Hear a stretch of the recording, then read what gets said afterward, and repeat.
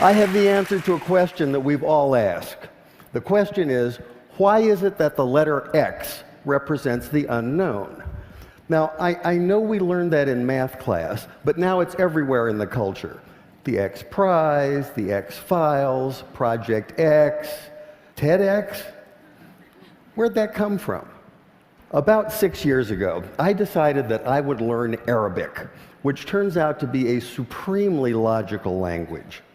To write a word or a phrase or a sentence in Arabic is like crafting an equation because every part is extremely precise and carries a lot of information. That's one of the reasons so much of what we've come to think of as Western science and mathematics and engineering was really worked out in the first few centuries of the Common Era by the Persians and the Arabs and the Turks. This includes the little system in Arabic called algebra, and algebra roughly translates to the system for reconciling disparate parts.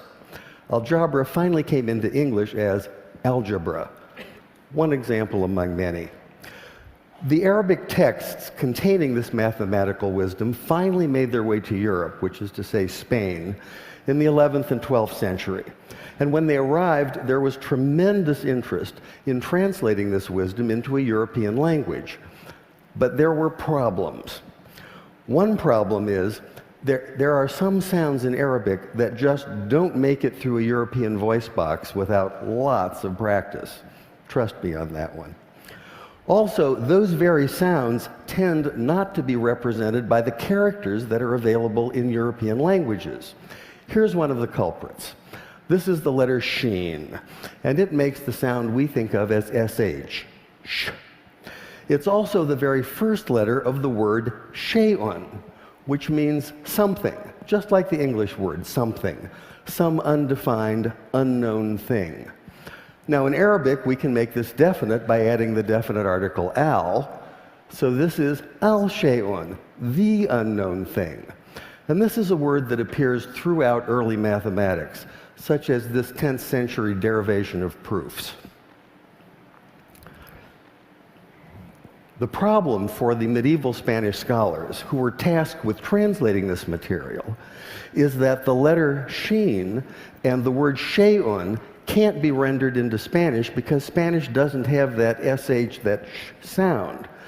So by convention, they created a rule in which they borrowed the ck sound, the k sound, from the classical Greek in the form of the letter chi. Later, when this material was translated into a common European language, which is to say Latin, they simply replaced the Greek chi with the Latin x.